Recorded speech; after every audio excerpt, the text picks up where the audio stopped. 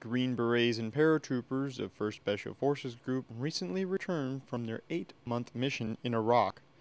As these soldiers begin to adjust to life back in the U.S., they recall the journey that was their mission overseas and rediscover the loved ones they left behind during that mission. Refreshed and refocused from unit block leave, members of 3rd Battalion sat down to discuss the challenges, changes, and accomplishments during their tour. Initially when we hit the ground, we hit the ground pretty heavy up north and doing a lot of combat operations. And of course every region that every company was in was totally different.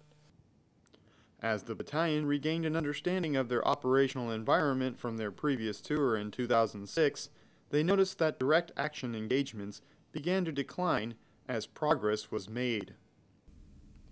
Well, we saw a steady decline in SIGACs, and we saw a shift in urban fighting to rural fighting. So it was an obvious decline in insurgent capability. Progress during the deployment also came with the signing of landmark documents. The greatest change that occurred during our deployment was, of course, towards the end of our deployment, was the signing of the security agreement, which starts to provide for much more of the Iraqi in the lead. Iraqi units, whether they be Iraqi Army or Iraqi police forces, but the Iraqi security forces, and also the judiciary with the requirements and the pushing towards warrant-based operations.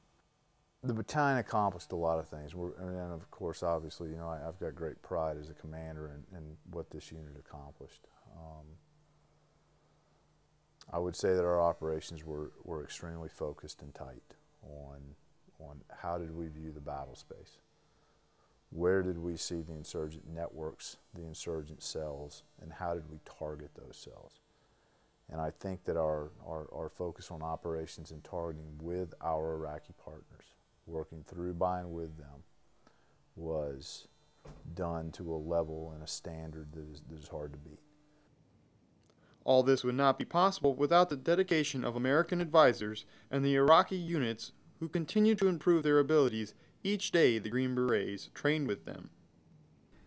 Actually, from the time that we began to the time that we end, saw great improvements. Their equipment increased, their training was phenomenal. We took them on several missions, including air assault missions, and they did really well. They did really well. And same with the Iraqi Ranger company that we're working with.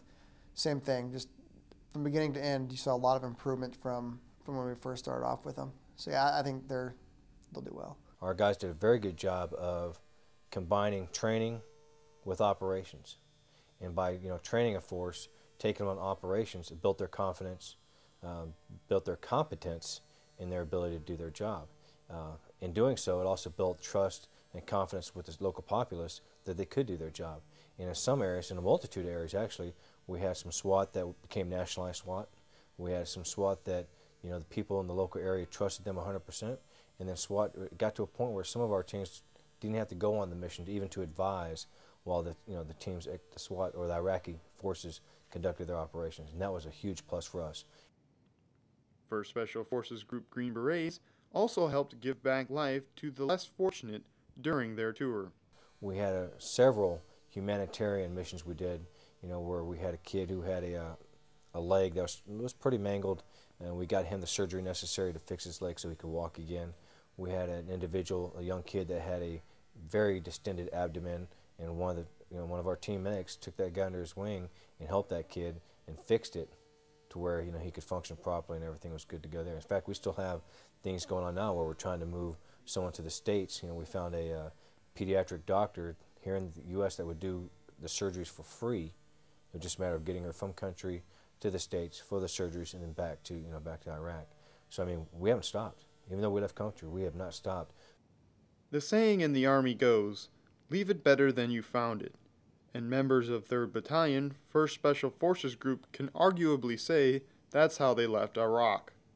From Fort Lewis, Washington, I'm Sergeant First Class Andrew Kosterman.